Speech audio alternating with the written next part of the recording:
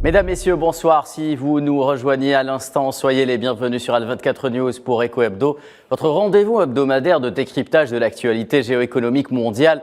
Ce soir, nous ferons cap sur le sommet arabo-chinois qui s'est tenu cette semaine dans la capitale saoudienne Riyad, avec la présence de plusieurs chefs d'État et de gouvernements arabes aux côtés du président Xi Jinping.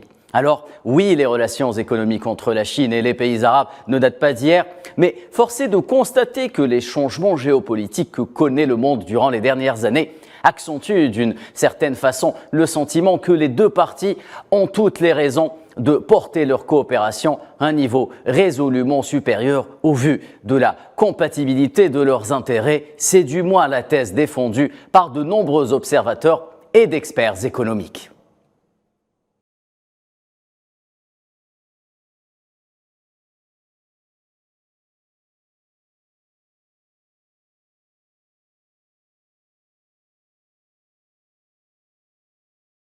Nous aussi poser cette question à nos chers invités que je vais m'empresser d'accueillir. À commencer par vous, professeur Abdelrahman Mebtoul. Vous êtes expert international en économie. Bonsoir et bienvenue.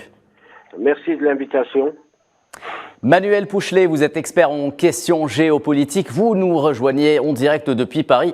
Soyez le bienvenu également, cher monsieur. Bonsoir monsieur, merci de votre invitation. Et enfin, depuis Pékin, la journaliste Zhang Qianhui est en direct avec nous également. Bonsoir, madame.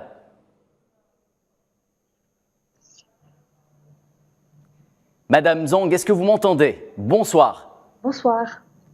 Merci d'avoir accepté notre invitation, madame.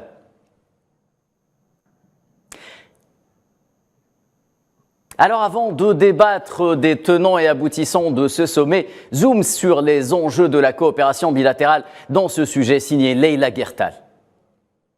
La coopération sino-arabe, un sujet aux multiples avantages et aux perspectives immenses. Des perspectives qui s'offrent aux deux blocs, le monde arabe dans son intégralité et la Chine qui tient place de continent de par son immensité et sa diversité géographique. Et surtout son avancée économique, technologique, autant d'atouts donc qui font de la Chine un partenaire fiable et de taille pour le monde arabe. Un monde arabe qui aspire également, de par le potentiel énergétique et fossile qu'il offre, à prendre une place privilégiée et ambitionne même d'aller vers des pôles positions économiques et politiques sur le plan mondial. De plus, la Chine tend depuis quelque temps déjà à relancer la route de la soie. La Chine veut se réapproprier la route de la soie avec toutes les mises à jour qui s'imposent du contexte politique et économique actuel. La relation entre les deux blocs, donc, c'est souvent assise sur les bases du respect mutuel, des politiques propres à chaque pays, loin des hégémonies idéologiques, chose que l'Europe n'a pas fait avec ses partenaires. Cet atout a fait de la Chine un partenaire privilégié pour le monde arabe, face à une politique occidentale qui n'a absolument aucune intention de permettre la moindre multipolarité dans les relations internationales. En bref, une nouvelle page de l'histoire est en train de s'écrire entre la Chine et le monde arabe, celle d'une coopération aux intérêts mutuels et d'un partenariat équilibré. Alors sans plus tarder, place au débat. Professeur Mebtoul, nous allons commencer avec vous. La Chine et les pays arabes entretiennent d'excellentes relations économiques. Les deux parties sont plus ou moins satisfaites. Elles sont partenaires, justement, elles sont satisfaites de la nature de la coopération. Mais qui a le plus besoin de l'autre désormais, professeur ? Bon, tout d'abord, moi, je voudrais l'important est de situer cette rencontre entre la Chine et le monde arabe dans le nouveau contexte mondial, surtout dans le cadre des perspectives géostratégiques qui se dessinent entre 2023 et 2030, avec des tensions à plusieurs niveaux. Donc cette rencontre se tient dans un contexte international mouvant, notamment les tensions en Europe, en Ukraine, la Russie, où l'Ukraine et la Russie représentent 33% des exportations mondiales de denrées alimentaires, les tensions entre la Chine et les USA concernant Taïwan, les tensions au Moyen-Orient dans le conflit israélo-arabe, le Yémen, sans oublier l'Iran, avec l'embargo et les remous dans le nombre de pays africains avec des coups d'État, et des problèmes non résolus comme au Mali, en Libye, les tensions au Sahel, etc. Sur un plan strictement économique, moi je pense que la Chine est un leader dans les énergies renouvelables actuellement, et cela vient suite aux 2 rencontres importantes qui viennent d'avoir lieu, auxquelles l'Algérie a participé, sur le réchauffement climatique en Égypte et récemment sur la biodiversité au Canada. Et sur le plan géostratégique, à travers la route de la soie, du poids croissant des pays dans le BRIC avec la dominance de la Chine, qui représente en 2022 25% du PIB mondial et plus de 45% de la population mondiale sur 8 milliards, dont des pays qui possèdent l'arme nucléaire. N'oublions pas la Russie, la Chine, l'Inde et le Pakistan.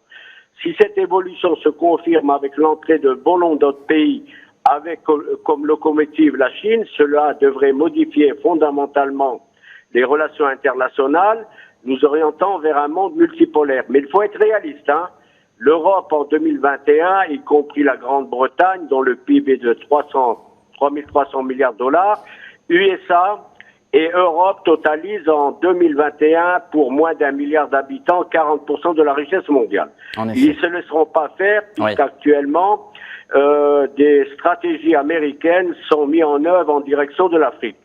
Sur le plan strictement économique, la rencontre sino-arabe se situe aussi dans le cadre de la crise énergétique. C'est que n'oublions pas que la Chine est le premier importateur de pétrole d'Arabie Saoudite. Et tout le problème, est-ce qu'il y aura l'opérationnalité, l'efficacité de la décision récente de plafonner à $60 le pétrole russe, bien entendu concernant uniquement le transport maritime. Et depuis 48 heures, des rumeurs courent au niveau de Bruxelles qu'un dossier serait mis en œuvre pour 2023 pour plafonner également le gaz. Le gaz, oui. Là, ça interpelle effectivement l'Algérie. Concernant, pour revenir aux relations strictes, relations sino-arabes, la Chine est le 2e partenaire du monde arabe. N'oublions pas que 300 000 Chinois vivent actuellement dans le monde arabe, qui sont spécialisés surtout dans le petit commerce, mais aussi dans les différents chantiers mis en œuvre, avec un total des échanges d'environ 330 milliards de dollars, et le volume des investissements dépasse les 27 milliards de dollars. Bon, ce montant est relativement faible en soi, mais cela s'explique que bon nombre de pays du Golfe ont besoin surtout de technologie et non de financement.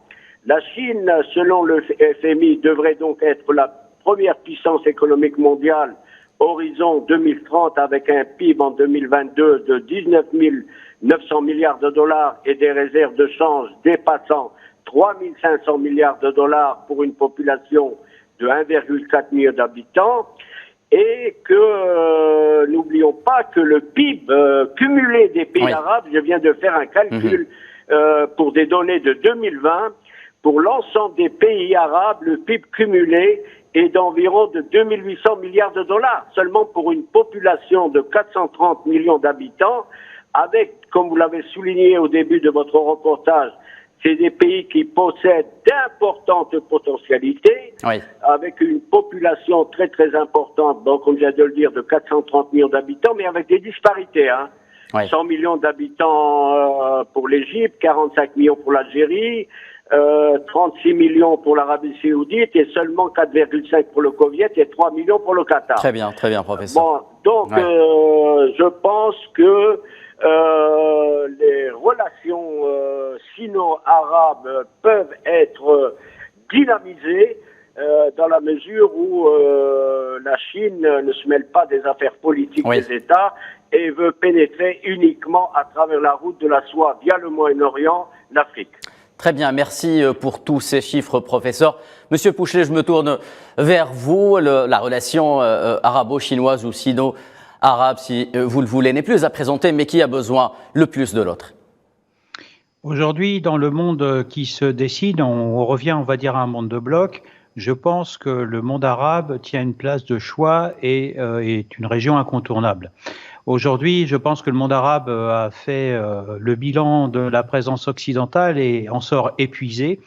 La Russie, avec le conflit ukrainien, est monopolisée en Europe et entre guillemets, une des absences de cette région. Et aujourd'hui arrive la Chine. En ce qui concerne la Chine et la relation à établir avec le monde arabe, elle est importante. Pourquoi ? Puisque Pékin apporte des solutions technologiques dans les projets qui ont été définis par le prince héritier, M. Mohammed Ben Salman, si vous voulez, qui a un plan important pour 2030 avec des enjeux économiques pour la région et surtout son pays. Je pense que le Moyen-Orient est en train de se chercher une alternative aux solutions d'après énergie fossile. Il est peut-être encore trop tôt, mais sachons une chose, c'est que Pékin est toujours son premier client. Mais également, le monde arabe cherche aussi des investissements où on s'aperçoit que l'Occident progressivement retire ses pions. Je pense aux Américains. Vous l'aurez remarqué, les visites des secrétaires d'État américains sont moins nombreuses, notamment sur l'ère de M. Biden, oui. alors qu'avec M. Trump, on avait la présence régulière de Mike Pompeo oui. Voilà, qui venait régulièrement dans la région. Et là, comme par hasard, M. Blinken est porté absent. On a également une visite qui a été houleuse de M. Biden avec M. Mohammed Ben Salman. Donc, si vous voulez, quelque part, tout ça est bénéfique à la Chine. On n'a pas parlé d'un autre enjeu qui est le marché de l'armement. N'oublions pas que le Moyen-Orient, surtout l'Arabie Saoudite, est le premier rang, l'armement américain est le premier marché. Et je pense qu'aujourd'hui, les orientations dont j'ai quelques informations en ma possession font penser que l'Arabie Saoudite souhaite aussi se développer de l'énergie, où le prince Mohammed Ben Salman a été très clair en disant qu'il voulait être le premier producteur mondial d'hydrogène. Ça, c'est une première information. Mais en ce qui concerne le secteur de l'armement, l'Arabie Saoudite est toujours exposée à la menace iranienne, notamment avec le Yémen et l'Iran. Quoi que l'on en dise, il y a quand même eu des visites de courtoisie entre les deux capitales. Force est de constater que le monde arabe est en pleine évolution et en plein changement au niveau géopolitique. En ce qui concerne aussi d'autres équilibres à annoncer, il y a quand même un sujet qui est passé sous silence, c'est aussi les relations du monde arabe avec Israël, où l'on connaît bien sûr l'engagement des Émirats arabes unis récemment et les fameux accords d'Abraham qui et chapeauté par les États-Unis. Justement, ce sommet a été une occasion de renforcer justement la position des pays arabes envers la cause palestinienne. Ça a été exprimé par l'ensemble des chefs d'État présents lors de ce sommet. Tout à fait, oui. Ça, c'est un sujet important, d'autant qu'on peut aussi ajouter la présence et la médiation de la Turquie, chose qu'on a tendance à oublier. On a aussi oublié dans cette relation du monde arabe le grand retour de la Syrie. Le Bachar el-Assad a finalement gagné sa guerre contre l'État islamique et est de retour dans la région, alors qu'à un moment, il a été longtemps boycotté par les dirigeants arabes et c'est un partenaire qu'il va falloir intégrer dans cette équation qui s'annonce de plus en plus longue. En tous les cas, le monde arabe, le Moyen-Orient et le Maghreb sont des atouts pour la Chine qui, de son côté, va également proposer ses solutions technologiques. La Chine, aujourd'hui, si vous voulez, apporte des solutions technologiques au monde arabe, par exemple en matière de télécommunications, en matière de sciences, en matière de connaissances, où la Chine attend peut-être également, n'oublions pas que M. Xi Jinping avait demandé de l'aide lors du 20e congrès du PCC, et le monde arabe pourrait peut-être être aussi pour la Chine un précieux investisseur. Très très bien, Monsieur Pouchelet. Madame Zhang, une résolution finale à sanctionner les travaux de ce sommet. Sur quoi a-t-elle porté sur le plan économique notamment ?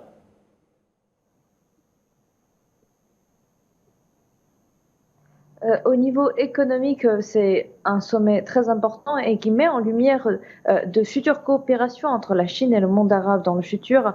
Déjà, rien si on prend l'exemple entre déjà la Chine et l'Arabie Saoudite, nous pouvons remarquer que cette fois-ci, en effet, il y a beaucoup de choses à venir. Par exemple, le 8 décembre passé, les chefs d'État de la Chine et de l'Arabie Saoudite ont tous les deux signé un accord de partenariat stratégique global entre la Chine et l'Arabie Saoudite, convenant de tenir des réunions de chefs d'État entre les deux pays à tour de rôle et surtout au niveau de plus de coopération politique, économique et militaire dans le futur. Il faut rappeler qu'à l'heure actuelle, l'Arabie Saoudite est le plus grand partenaire commercial de la Chine dans la région du Moyen-Orient et aussi de l'Afrique du Nord. Donc c'est également le plus grand fournisseur de pétrole brut de la Chine. Donc si on prend comme exemple les données de 2021, le marché chinois représente 27% des exportations totales de pétrole brut de l'Arabie Saoudite et près d'un quart de ses exportations totales de produits de l'industrie chimique. Et le volume des échanges bilatéraux entre les deux pays en 2022, c'était en 2021, l'année dernière a été de 87,3 milliards de dollars américains. Donc en effet, c'est beaucoup. Et aussi d'une certaine manière, l'Arabie Saoudite, c'est aussi l'un des pays qui représente aussi ce lien entre la Chine et le Moyen-Orient. Et l'Arabie Saoudite est également le plus grand bénéficiaire de les contrats et d'investissement chinois au Moyen-Orient. Alors, il n'y a pas que Mais après, ce n'est pas tout, puisque l'Arabie Saoudite, c'est juste un pays qui représente le monde arabe. Et nous pouvons remarquer que cette fois-ci, durant ce sommet, il y a eu la présence de nombreux États arabes qui ont été là, surtout les dirigeants des 21 pays de la Ligue arabe et aussi les dirigeants et les présidents des chefs d'organisation internationales ont participé tous au sommet. Donc, en effet, ce sommet met en lumière entre la Chine et le monde arabe, surtout dans la coopération de l'énergie traditionnelle, de l'énergie propre, et aussi dans l'exploitation, par exemple, dans l'investissement, et aussi sur tout ce qui est l'indépendance et les souhaits politiques entre de différents pays au niveau de la sécurité, au niveau de la stabilité régionale. Et en plus, il faut quand même signaler que l'importance de faire dialoguer les peuples, l'importance de faire dialoguer les peuples de différents pays, les peuples sinophones et aussi les peuples du monde arabe, d'échanger plus de civilisation, avoir plus de coopération médiatique, avoir plus de coopération dans la sécurité énergétique, avoir plus de coopération à travers donc cette ceinture, cette initiative de ceinture et route, d'avoir plus d'investissement dans l'infrastructure, dans aussi le changement climatique, comment contrer le changement climatique. Très bien. Et donc, c'est beaucoup de dossiers qui vont être abordés durant les années à venir, à partir d'aujourd'hui. Et donc, c'est peut-être une très belle occasion d'avoir lancé une petite pierre pour tisser plus de liens dans le futur entre les deux mondes. Merci, Madame Zhang, pour cette intervention. Professeur Mebtoul, brièvement, si vous le voulez bien, à part le secteur énergétique et les besoins en énergie, quels sont les secteurs que les Chinois voudraient développer dans la région MENA, une région qui regroupe l'ensemble des pays arabes, et surtout pourquoi? Professeur Mebtoul, est-ce que vous m'entendez? Oui, je vous entends.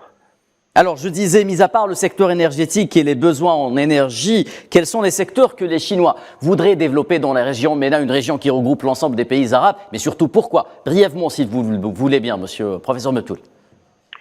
Bon, vous savez qu'au cours de cette réunion, il est programmé de faire passer à 600 milliards de dollars les échanges entre le monde arabe et la Chine, hein. Il y a un élément assez important, c'est que ce sommet sino-arabe intervient effectivement dans un contexte de détérioration des relations entre Washington et Riyad, hein. C'est que la récente décision du Royaume de réduire la production de pétrole et de faire remonter les prix du brut a été largement perçue aux États-Unis comme un acte qui ne correspond pas aux intérêts des États-Unis, qui sont de longue date un allié de l'Arabie Saoudite. Mais n'oublions pas qu'au niveau des États-Unis, il y a les républicains et les démocrates. Les républicains sont appuyés par les lobbies pétroliers et donc automatiquement appuient la décision de Riyad pour pouvoir avoir des recettes de plus en élevées. Des démocrates qui comptent investir dans des énergies alternatives. Donc attention de ne pas dire que toute la sphère politique américaine est contre le prince héritier, hein. C'est qu'il a des appuis des lobbies pétroliers. Autre élément assez quand même important, c'est un message subtil quand même adressé aux Américains de retrouver une autonomie de décision au niveau de l'Arabie Saoudite. Il y a un élément quand même assez important au cours de cette réunion, c'est est-ce que discussions sur des transactions pétrolières en pétro-UN, qui serait un signe que les normes d'un ordre mondial sous domination américaine sont de plus en plus érodées par de nouvelles alternatives. C'est que le rial saoudien, mais pourtant il y a une limite, c'est que le rial saoudien est indexé sur le dollar. Et là, ce qui signifie que toute faiblesse de cette monnaie se répercuterait en définitive sur le rial. De plus, le Royaume pourrait être réticent à accumuler de grandes quantités de renminbi chinois. Donc, l'élargissement des BRICS, c'est que auquel aspire à adhérer l'Arabie Saoudite et bon nombre de pays arabes, dont l'Algérie. Le groupe rassemblerait les économies émergentes du monde, comme vous le savez dans votre précédente émission, le Brésil, la Russie, l'Inde, la Chine et l'Afrique du Sud, exactement. Qui est un autre domaine où les objectifs du CCG sont clairement compatibles avec les intérêts du Beijing. C'est que le ministre chinois des Affaires étrangères a récemment annoncé l'idée des BRICS, plus Monsieur un cadre qui résume à cette intention d'ouvrir l'organisation à de nouveaux membres. C'est que un autre élément qu'a mis un intervenant en premier, Pouchelet, c'est que la Chine est un grand fournisseur d'armes de choix pour de nombreux pays du Moyen-Orient. Donc tous ces éléments montrent effectivement que les relations entre le monde arabe et la Chine se dessinent dans un cadre des nouvelles mutations géostratégiques des relations internationales, mais pour que le monde arabe puisse bénéficier, avoir un poids, il faut qu'il aille aussi vers une intégration. Oui. Il faut qu'il aille vers une intégration.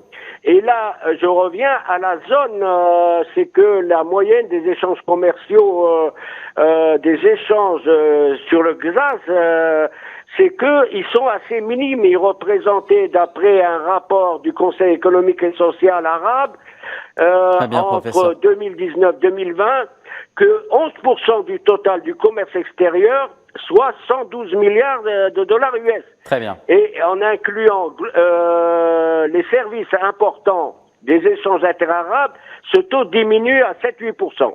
Donc, vous voyez, il est, du fait de leur potentialité, le grand, pour pouvoir être un interlocuteur fiable vis-à-vis de la Chine, il s'agit effectivement de dynamiser la grande zone arabe de libre-échange. Très bien, professeur Mebtoul. Monsieur Pouchelet, il nous reste à peine 2 minutes pour conclure. C'est le temps qui m'est imparti pour vous poser la dernière question de cette émission. Est-ce que les entreprises occidentales, justement, devront craindre pour leur part de marché dans la région MENA, notamment dans les secteurs de l'avenir qui ont été évoqués par Monsieur Mebtoul et par vous-même, c'est-à-dire les nouvelles technologies ou les énergies renouvelables, les entreprises occidentales, notamment européennes? En moins de 2 minutes, si vous le voulez bien. Oui, bien sûr. Alors écoutez, je vais faire très vite. Je pense que l'Europe a toujours sa place, notamment l'Allemagne et la France, où l'Arabie Saoudite et les pays du Golfe sont très consommateurs de nos solutions technologiques. De toute façon, les énergies renouvelables vont mobiliser, de nombreuses compétences chinoises, européennes et américaines. Très bien, merci d'avoir été bref, Monsieur Pouchelet. Le temps, je le disais, qui nous était imparti est terminé malheureusement. Merci d'avoir suivi Eco Hebdo. Excellente soirée sur Al24 News.